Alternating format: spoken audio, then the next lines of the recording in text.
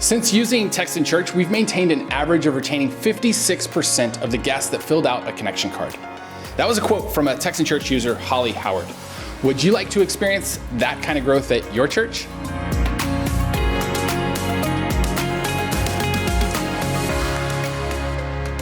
Hey, Tyler Smith here, co-founder and CEO of Text in Church. If you're a busy church leader or communicator, I know just how overwhelming it can be to keep your community connected. And that's why our YouTube channel is packed with communication tips and strategies to help you go from frazzled to focused.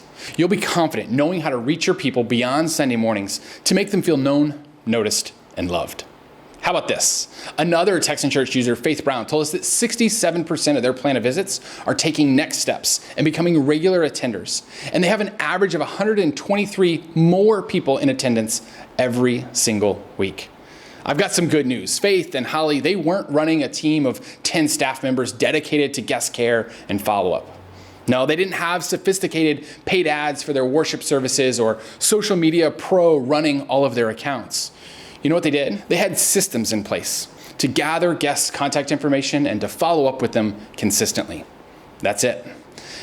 Gather your guests' contact information, connect with them outside of your worship services, and through intentional, consistent follow-up, you can build a system so that no one falls through the cracks.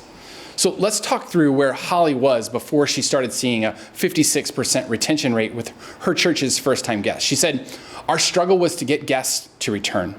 We knew that guest retention was critical in helping us fulfill the Great Commission, but personal relationships are what drives the majority of salvation decisions.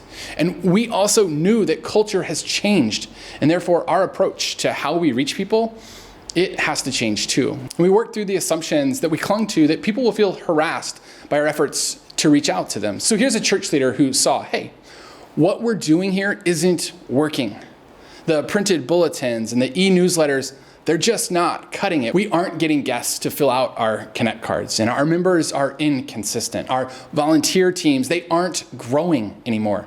And instead of being frustrated or starting all over or digging their heels in and saying, this is how we've always done it, so this is how we will keep doing it. Does that sound familiar? No, they pivoted. They looked at what people were using to connect with each other. They looked at some data around their communication methods to see if anything was working and for who. And then they remembered the most important thing about church communication. Check out this quote from Holly. She says, "If a guest doesn't return, we lose the opportunity to lead them to Jesus." We need time to develop relationships with people. We need more time to be able to share the gospel with them. And we can't do that if we cannot get them to come back through our doors physically or even virtually. And since using Text in Church, we've maintained an average of retaining 56% of the guests that filled out a connection card. Imagine that. You start retaining guests at a higher rate than you ever had before. Why? Simply because you're able to build a relationship with them and stay connected even when they're not at your services. And all it takes is 15 messages. Holly executed 6 weeks of intentional and consistent personalized follow-up.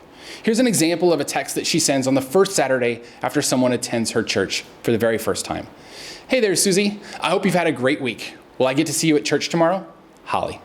It's so simple, but it's so effective. If you want to see an increase in your guest retention, like Holly did, then download the Ultimate Guest Follow-Up Plan in the video description below to get done-for-you templates that you can use right away.